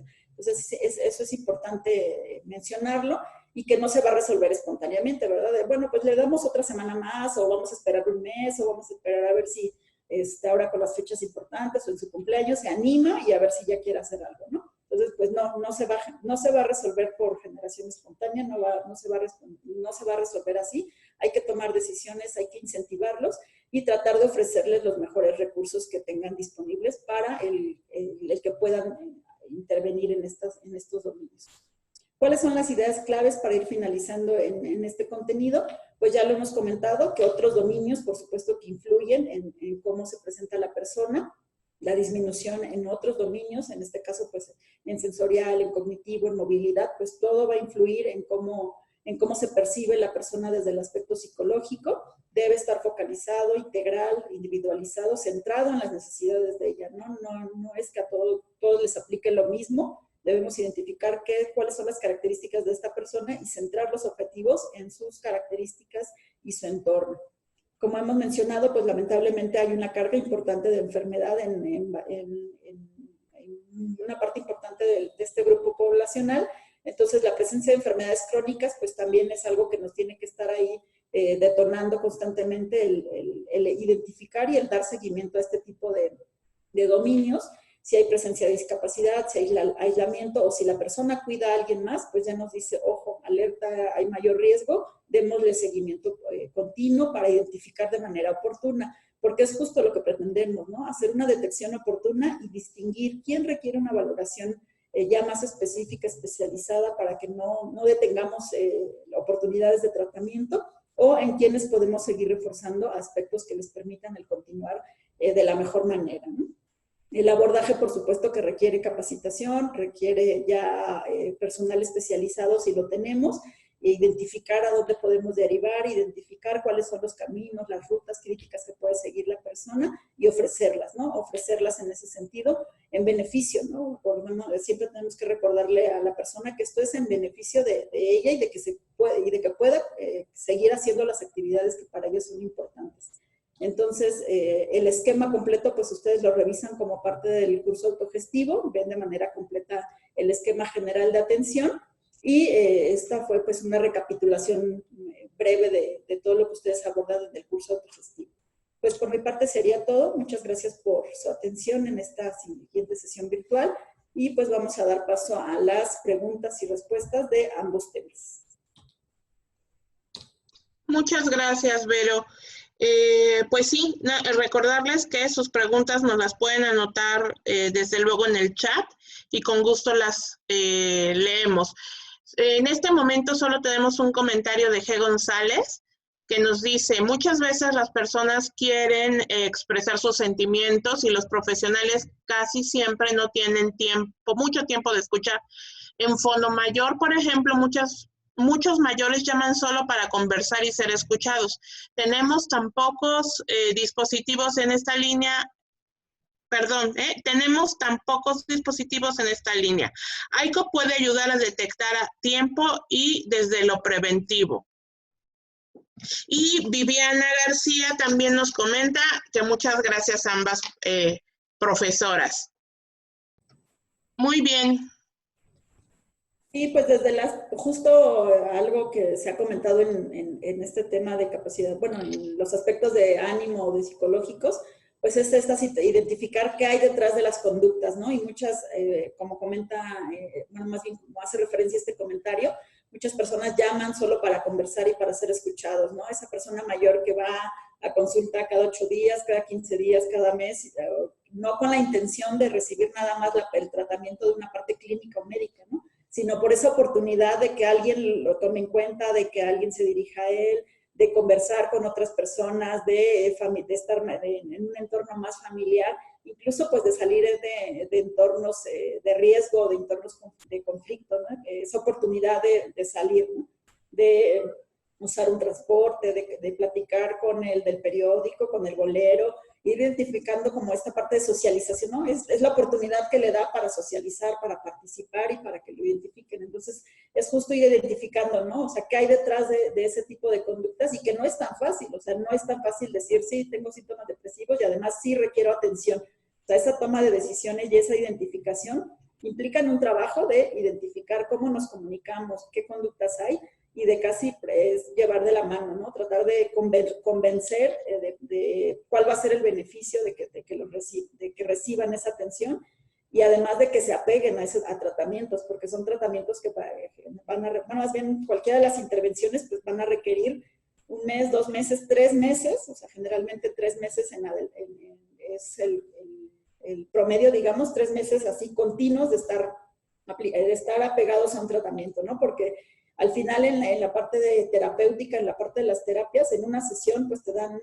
sí hay recomendaciones, sí puedes, interactúas y hay una relación terapéutica como tal, pero una terapia no lo resuelve todo, el conflicto o el reto es en el día a día, ¿no? En las actividades cotidianas, tú como todas esas tareas que te dejan, todas esas actividades que le dejan a la persona mayor, cómo las lleva al día a día. Y entonces por eso es mucho, no se resuelve en una sesión, sino en el día a día y además en un continuo de al menos 3 meses, 6 meses, 9 meses, dependerá, ¿no? Cada una de las características, pero es justo pues identificar qué hay detrás de esos o poder ofrecerles opciones, como bien dicen, bueno, qué bueno que tienen disponible una línea, ¿no? Una línea en la que por lo menos ya hay un primer recurso y pues es la intención que AICOP les permita detectar a tiempo y desde la parte preventiva seguir ofreciendo, por supuesto, que intervenciones es justo la intención, ¿no? Muchas gracias, Vero. Felipe Pérez Quesada dice, respecto a la detección de problemas auditivos, ¿existe algún dispositivo para poder evaluar dicho aspecto en la atención primaria? Sí, a nivel comunidad realmente las aplicaciones del Who Here o la de Who Here que les comentaba son las que se pueden aplicar de manera muy, muy fácil, muy sencilla a nivel comunitario. Ya estudios más especializados, realmente no existe un dispositivo que pudiéramos tener a nivel comunidad, ya que necesitan un ambiente sellado de ruidos, o sea, son condiciones que necesitan un área especializada. No sé si a eso se refiere la pregunta. En atención primaria, bueno, vemos que hay instituciones que pueden tener atención primaria y que tal vez tienen esos servicios, pero a nivel comunidad, esta sería la detección de déficit auditivo, sería a través de estas metodologías del test de susurro o de las aplicaciones electrónicas que sí funcionan realmente. Pero ya para ya un diagnóstico real de que la persona tiene un déficit auditivo severo, sí, tiene que ser a través de una audiometría. Sí. Muchas gracias, Maribel. Dice Fer Gallardo, ¿han podido en este tiempo que llevamos de pandemia buscar estrategias paralelas sobre el abordaje de las personas mayores que han tenido que mantenerse en cuarentena constante sobre los temas tratados en las presentaciones del día de hoy?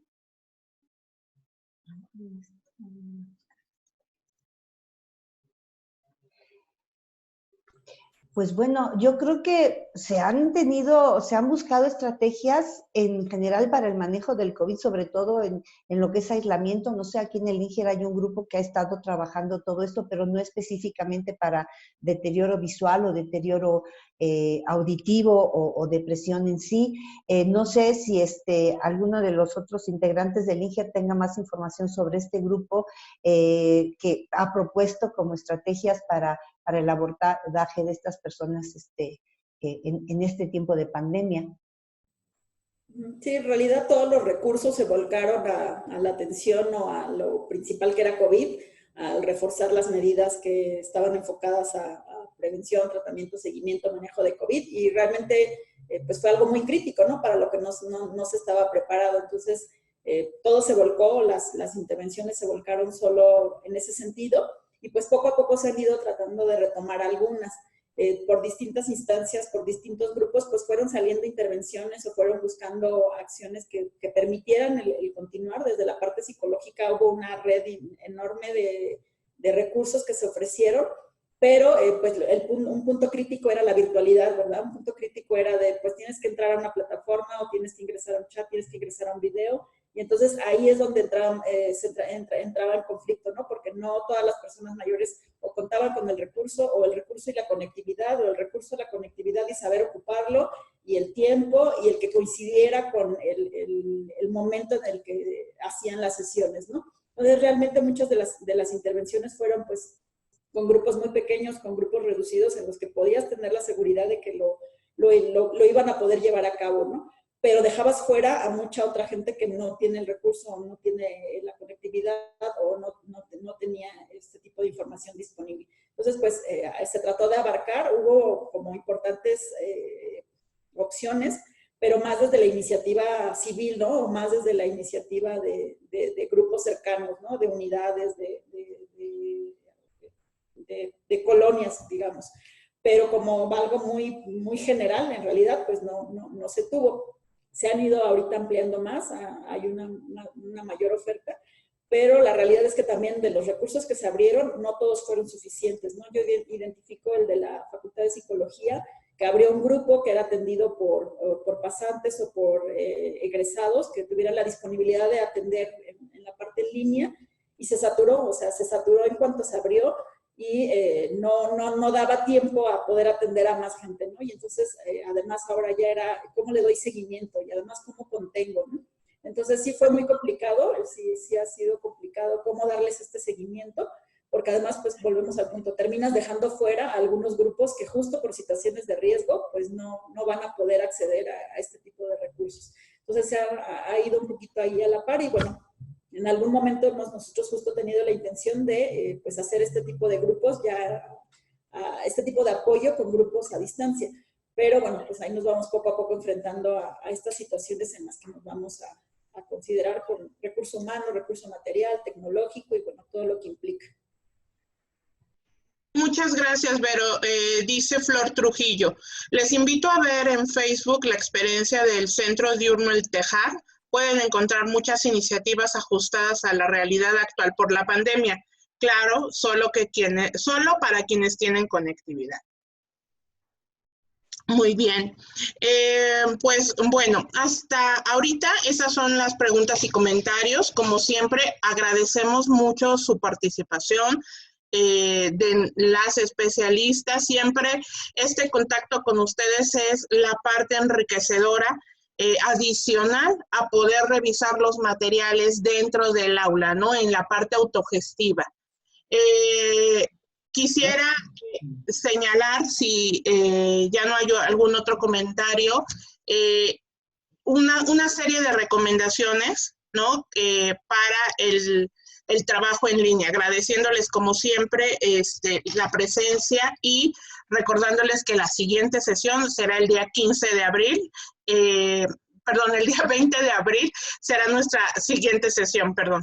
En este caso, para dar continuidad a los trabajos en lo autogestivo, en la parte en línea, algunas recomendaciones.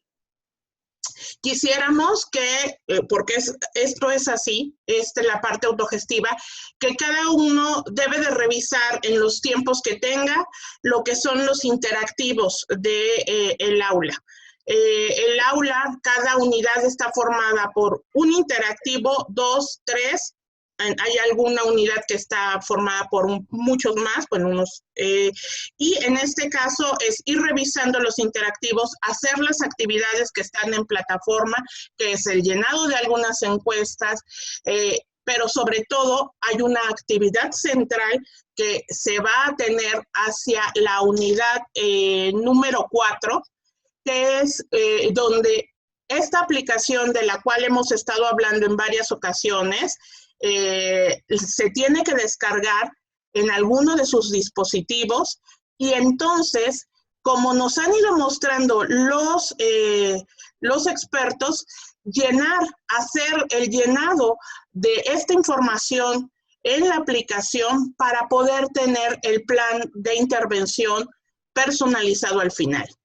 La recomendación y la petición siempre es que sea con una persona mayor, que tomen los datos, la información de una persona mayor, pero que la aplicación y el llenado de la información sea de manera muy formal, muy seria, con datos reales que nos permitan realmente hacer el llenado de todas las casillas para que al final tengamos un documento muy concreto de una intervención. Es importante que para llegar a esta unidad 4, a esta actividad central del curso, que es la utilización de la aplicación y cuyo producto, que es un PDF que se descarga de la propia aplicación, se sube como tarea a la plataforma. Pero aparte de esto, esta información es parte de lo que se seguirá utilizando ya en las sesiones de videoconferencia que inician el día 21. Entonces, es muy importante que hagamos toda esa revisión de todos los interactivos, el llenado de las encuestas, porque es al final lo que nos va a permitir llegar a concluir todos los contenidos y que el día 21 todos tengamos la información necesaria para el arranque de las sesiones de videoconferencia. Muchas veces, y esta es una recomendación general que quiero hacer, si alguien en particular al final de la sesión se quisiera quedar para resolver alguna duda, nos podemos quedar con todo gusto.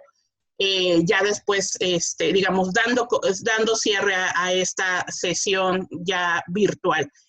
Pero es importante que todas las revisiones de los interactivos concluyan al darle clic en la parte final del interactivo, después de la zona de la bibliografía en donde dice cerrar curso. Porque si ustedes cierran a través del navegador, aunque hayan leído todas todo el tema, les dan clic en el navegador, se va a perder el seguimiento porque la plataforma lo detectará como que no lo concluyeron. Es súper importante esto, porque en la medida que no concluyan una actividad, una revisión de un interactivo, no podrán seguir al siguiente. Estas son recomendaciones que de verdad queremos hacerles para que de una manera muy, muy ágil puedan llegar a ese punto de la unidad número 4. Es el último jalón. Hay varios de ustedes que ya llegaron ahí. Esta es una semana de mucho trabajo. Insisto, si alguien tiene ya en particular alguna duda, con todo gusto nos vamos a permanecer conectadas para poder abordar estas temáticas.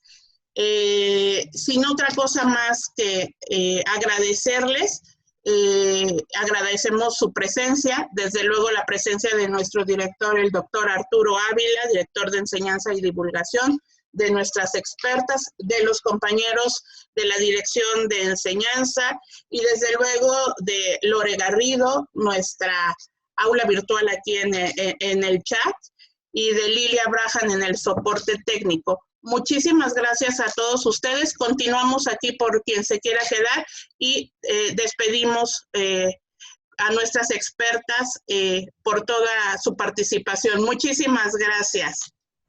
Gracias, que tengan buen día.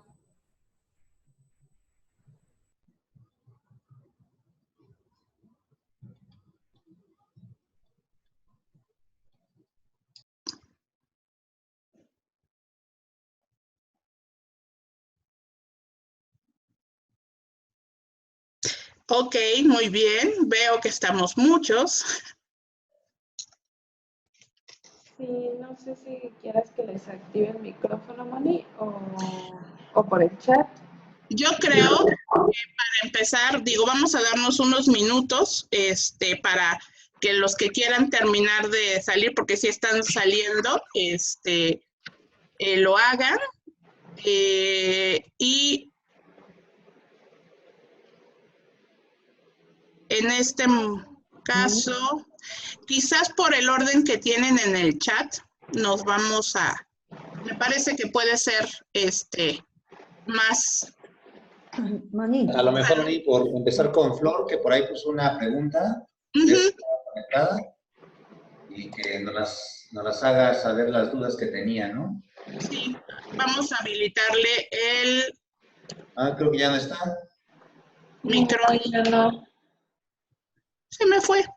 Sí, él sí tenía las dudas, de hecho. Oye, Moni, hay una pregunta por ahí tal vez interesante, que es la edad mínima para la persona. ¿Cuál sería? Me imagino que es para la intervención que tienen que presentar con la aplicación del ICOP. Sí, puede ser. Sí, Si quieren. mira, bueno, a mí me gustaría recomendar que realmente pues busquen una persona en que sí puedan estar alterados o que tengan riesgos en varios dominios para que tengan la oportunidad de manejar la aplicación y todos los procesos, todos los esquemas de una manera adecuada. Si buscan una persona tal vez de 60 años, pues va a salir bien, tal vez en la mayoría de los dominios, y no van a tener la oportunidad como de sí interactuar con la aplicación dependiendo de las respuestas de las personas. Entonces, mi recomendación sí sería, no sé, 75, 80 años, para que puedan realmente aplicar bien la aplicación del ICOP. Esa sería mi recomendación. No personas más jóvenes de 60, porque entonces tal vez no van a poder interactuar mucho con la aplicación. Sí, esa sería mi recomendación. Muchas gracias, Maribel. Sí, de hecho, Flor ya puso que ya le quedó claro que justo esa era su duda sobre la unidad 4. Entonces, si ya no está, vamos habilitando los de acuerdo al orden que tienen. ¿Te parece, Loren? Vamos a... El primero que está es... En el orden que están en el chat, el primero es Anita Ramos, me parece. Listo. Listo, no sé si Anita Ramos tiene alguna duda.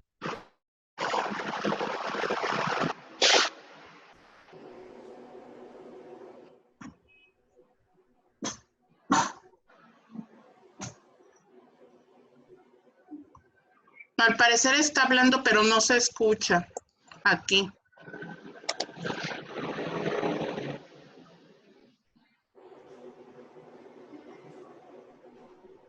Ok, en lo que Anita puede verificar de conexión, la siguiente persona que está en el chat es C. Miranda. Listo.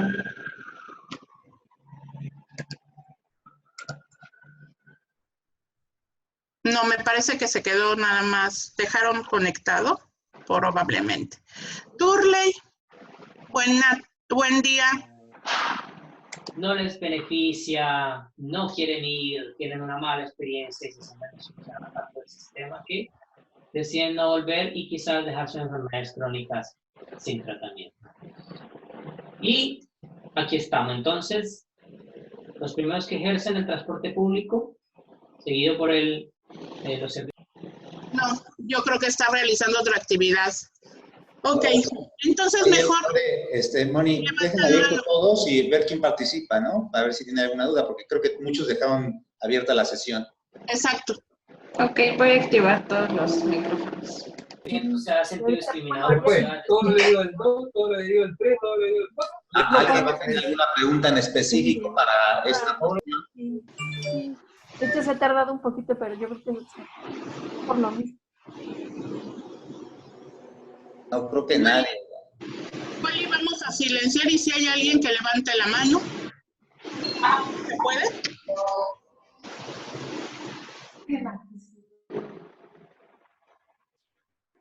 Listo. Quien desee puede activar su micrófono.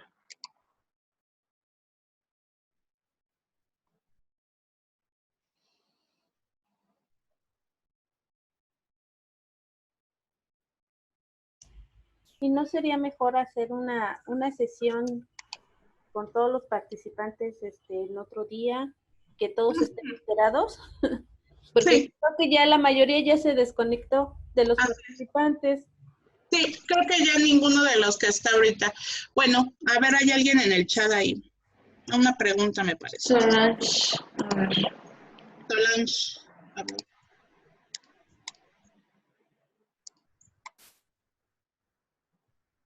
Ya. La pregunta es que si puede aplicar vía telefónica el instrumento. Igual y Solange podría activar su micrófono. Lo que estoy entendiendo ahorita es que si se puede aplicar vía telefónica el instrumento, el ICOC, como tal. Sí se puede aplicar, de hecho se ha realizado, pero solamente el tamizaje inicial. Ya el seguimiento más profundo va a ser difícil porque si hay alguna que interactuar de manera presencial. Entonces solamente el tamizaje podría ser aplicado sin problema vía telefónica. El resto ya de seguimiento no sería factible porque hay que hacer una evaluación más profunda y hacer las intervenciones. Tal vez solamente de orientación podría quedar en la parte de tamizaje y ya cuando se permitan las condiciones avanzar en algo más profundo de manera presencial. Muy bien. Hola. Hola, ¿qué tal? Sí, hola, yo soy Jessica y soy nutricionista de un CEFAM, de un consultorio. Yo hice la pregunta del tema de la edad mínima para la persona porque bajé en mi celular Samsung la aplicación de ICOP y lo hice respondiendo como entrenamiento, comencé a contestar las preguntas. Claramente había muchas cosas que no tenía alterada, por lo tanto el plan que me arrojó era un plan de seguimiento de algunas preguntas que las contesté a propósito mal, o al menos no, alteradas para poder saber qué me salía. ¿Ya? Por eso quería saber la edad mínima porque entiendo que una persona que tiene más años va a tener más patología, o sea, por el tema de la pandemia puede estar sintiéndose un poco más con el ánimo bajo, entonces esa era mi consulta. Y lo otro era que en la aplicación se entra siempre como entrenamiento, ¿cierto? Desde ahí se parte y yo en la detención o lo que me arroja va por cada uno de esos. Así es. No me habían aparecido todo, entonces pensé que lo había bajado mal, ¿ya? No, No, está bien. Es correcto.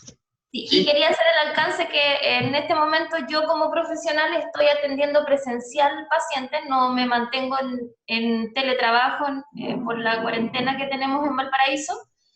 Estoy atendiendo pacientes, pero en algún momento hice mucho teletrabajo, por teléfono, atenciones telefónicas, y con lo que había consultado una compañera que si se podía hacer de manera remota o por teléfono, las atenciones, al menos para mí, han sido mucho más beneficiosas presencial, porque con la pandemia la gente siente que necesita salir, conversar, se abre mucho más en presencial que por teléfono. Eso. Sí, tienes razón, Jessica. La parte presencial creo que es necesaria para interactuar y tal vez para fijar objetivos, metas, plazos, entre ambos, ¿no? El paciente, la familia, el profesional, definitivamente. Y tal vez lo único que podríamos hacer de manera remota sí podría ser el tamizaje, que como viste es muy básico y no son más que preguntas, ¿no? A lo mejor es la filtración porque ese va a ser la priorización que pueden hacer después cuando todo esto se restablezca. Los servicios van a desbordarse porque hay mucha gente que no ha podido acudir a atención. Entonces, tal vez ir haciendo esa priorización acorde a los en los dominios justamente de AICO. Una persona que tiene afectado todos los dominios es, yo creo que prioritario comparado con aquellos que no tengan afectado ningún dominio o que tengan solamente uno o dos. Entonces, yo creo que es lo importante. Y qué bueno que la estás usando, Jessica, porque la aplicación, de verdad que una vez que la empiezas a usar, te va como mentalizando lo que sigue, lo que sigue, lo que sigue, y te va focalizando las acciones.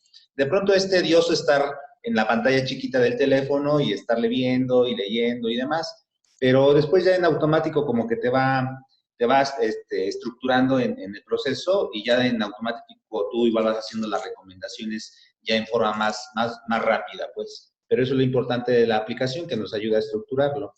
Y de la edad, la edad, sí, la gran mayoría de pacientes son mayores de 70, 80 años con pluripatología y afección de muchos dominios, pero también los adultos mayores jóvenes también tienen afectación. Tal vez no son la mayoría, pero sí hay personas incluso que no son mayores y que ya tienen afectado algún dominio. Entonces, la edad, sí, para hechos del curso y de los ejercicios, sí, alguien mayor para que tenga afectado muchos dominios, pero en la práctica hay que aplicarlo con todos, ¿no? Incluso en personas, pensando en esto de curso de vida, personas que no se consideren mayores, pero que ya pueden tener afectación en alguno de esos dominios. Nada más. Muchas gracias. No tenemos más preguntas, ¿verdad? Creo que no. Es básicamente lo que teníamos en preguntas. Pues, Jessica, muchísimas gracias por estar conectada. Me encanta poderle poner cara a las personas, aunque sea un curso autogestivo, a los nombres. Muchas gracias entonces a todos. Cualquier duda, seguimos a sus órdenes en el correo de coordinación. Igual a Javiera. Mucho gusto. Espero que avancen todo lo que se pueda y que estén pronto llegando a la unidad 4. Sí, ya va quedando poquito. Muy bien, muchas gracias. Es que sí, leo sus nombres todo el tiempo. Chao, que estén bien. Hasta luego. Buen día para todos. Gracias, igualmente. Hasta luego.